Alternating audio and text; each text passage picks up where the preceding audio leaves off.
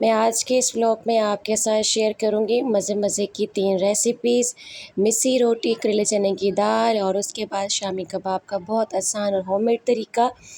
तो स्टार्ट करते हैं आज का व्लॉग। अस्सलामुअलैकुम माय यूट्यूब फैमिली, कैसे हैं आप? उम्मीद करती हूँ तमाम लोग बिल्कुल खैरियत से होंगे।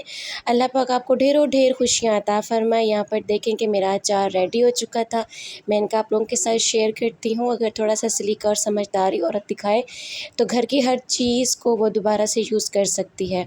यहाँ पर परसों की ये बात है, तकरीबन आज से तकरीबन 2 दिन पहले मैं जब बनाया था चने की दाल और चिकन का सालन, वो बच गया था। तो नेक्स्ट डे मैंने उसी को यूज़ करते हुए मिस्सी रोटियां बना ली थी। आटे में प्याज, हरा धनिया, हरी मिर्चें, खुश्क मसाला जार डाले और साथ दाल डाल के मैंने उसके साथ तैयार कर लिया था आटा।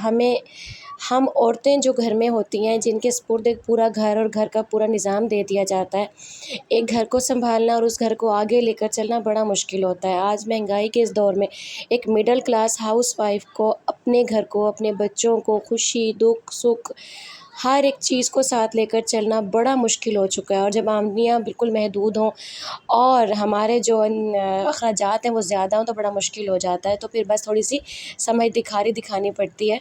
किसी भी चीज़ को वेस्ट ना किया करें। रिज़्क़ अल्लाह की बहुत बड़ी नेमत है और हमारे मर्द बड़ी बड़ी मुशक्क़तों के साथ ये घर कमा कर लाते हैं। तो मेरा तरीका है कि अगले दिन उसी चीज़ को मैं दोबारा से किसी और तरह से यूज़ कर लेती हूँ। तो यहाँ पर देखेंगे मैंने दाल को मसाला जात और आटे में मिक्स किया, तो ये मसालादार सी मज़े की मिस्सी रोटियाँ तैयार हो गई। आटा गूँदने के बाद मैंने इसे 15 से 20 मिनट का रेस्ट दिया। रेस्ट देने के बाद मैंने किचन में आई और यहाँ पर आकर मैंने इससे प्यारी-प्यारी सी उसकी रोटियाँ तैयार की। अब आपकी अपनी मर्ज़ी है कि आप इसे किस तरह से खाना चाहते हैं, मक्खन, देसी घी, क्योंकि मैं ये नहीं खाती तो मेरे घर ये चीज़ें नहीं आती हैं। और जितनी महंगाई हो चुकी है अब तो इन चीज़ों को लेकर आना भी बड़ा मुश्किल हो जाता है कभी-कभी। तो मैंने यहाँ पर रायता और केचप के साथ बच्चों को दिया। मज़े से हम लोगों ने अपनी दोपहर को गुज़ारा। तो शाम का जैसे टाइम हुआ ना तो करेले बनाने थे। अब हसनैन के बाबा कह रहे थे कि बड़े गोश्त में बनाओ और बच्चे कह रहे थे नहीं शामी कबाब बनाने हैं।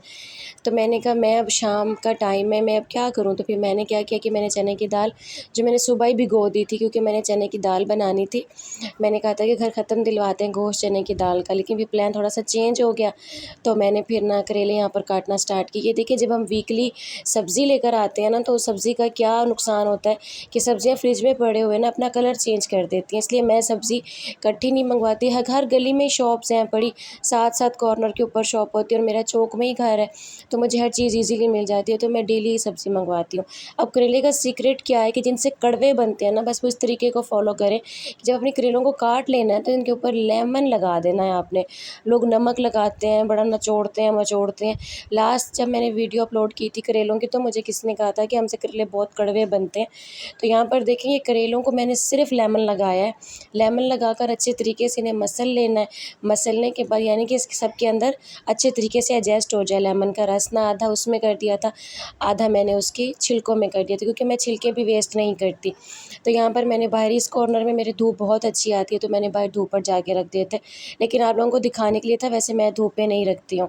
तो बस फिर दिन जैसे ठंडा हुआ, गर्मी बहुत ज़्यादा थी मुल्तान में, बहुत शदीद वाला गर्म मौसम है। वैसे भी मुल्तान तो मशहूर है आल पाकिस्तान में। तो मैं बर्तनों को बाहर ले आई थी, थोड़े से थे, मैंने कहा यहीं बैठ के बर्तन वॉश कर लूँगी और बच्चों के ऊपर नज़र है क्योंकि वो सिपारा पढ़ रहे थे।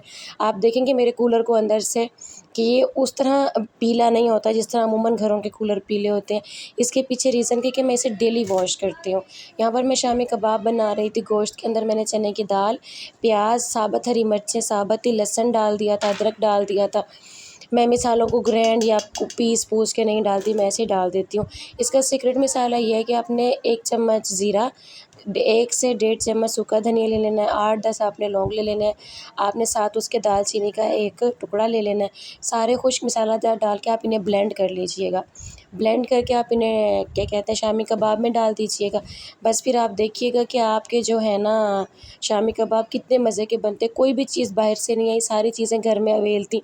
उन्हीं चीज़ों का इस्तेमाल करते हुए ना मैंने शामी कबाब रख दिए थे कि सुबह के लिए ये चीज़ें रेडी हो जाएंगी। यहाँ पर करेले फ्राई हो गए थे और मैंने अमूमन जैसे मेरे से आगे में बनते हैं करेले वही तरीका था। बस कड़वाहट ख़त्म करने के लिए ना आप लोगों ने लेमन लगा देना है।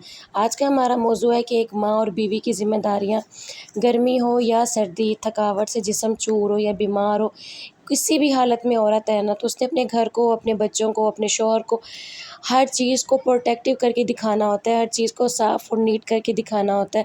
घर ताजमहल भी है ना, उसमें सफाई नहीं और सलीका नहीं है ना, तो वो किसी काम का नहीं है। घर 2 मरले का, ढाई मरले का, कच्ची दीवारों वाला है, औरत को सलीका है तो वो बड़ा ज़बरदस्त उसे सजा लेती है। यहाँ पर कुकर को मैंने ओपन कर दिया था और एंड पर आकर मैंने इसमें 2 से 3 लेमन डाल दिए थे, रस उसका। इससे क्या होता है कि एक तो उसके अंदर जायका बढ़ जाता है। लेमन एक ऐसी चीज़ है जो गर्मियों में बहुत सस्ता मिलता है और इसका इस्तेमाल जिगर पर चर्बी नहीं आने देता, तो इसका इस्तेमाल ज़रूर किया करें, क्योंकि मैं बहुत करती हूँ इसका इस्तेमाल ना। तो यहाँ पर ये भी तैयार हो रहा था। अपने मौज़ू की तरफ जाते हैं। औरत को हर हाल उठना पड़ता है, काम करना पड़ता है, गर्मी हो या सर्दी, अपनी ज़िम्मेदारियाँ निभानी पड़ती हैं। थकावट, जिस्म टू-चूर है, थकी है, किसी भी किस्म के मसाइल में मुब्तला है ना, अपने बच्चों को साफ़-सुथरा दिखाने के लिए वो एक मरतबा ज़रूर खड़ी होती है। तो बराए मेहरबानी अपनी औरतों का, अपनी माँ, बहनों, बीवियों को ना एप्रिशिएट किया करें, उनका साथ दिया करें, उन्हें बताएँ, उन्हें एहसास दिलाएँ कि उनकी वजह से हमारे घर में रौनक है। क्योंकि औरत अगर मंजे पर पड़ जाती है, बिस्तर पर लेट जाती है ना, तो बस समझें कि वो घर दोबारा से बिखर जाता है। औरत ही है जो एक घर को प्रोटेक्ट करती है, घर को अच्छा बनाती है, घर को सलीके से दिखाती है। अपने घरवालों की कदर करें। और ये नेक्स्ट डे था, शामियों को मैंने रोटी के साथ सर्व किया और यहाँ पर अपना खाना हम लोगों ने खाया। अल्लाह पाक का ढेरों-ढेर शुक्र अदा किया। जिसके साथ अल्लाह का साथ हो, दुनिया साथ दे ना दे, वो सच्चा साथी साथ होना चाहिए। आज तक के लिए इतना ही। अल्लाह हाफ़िज़।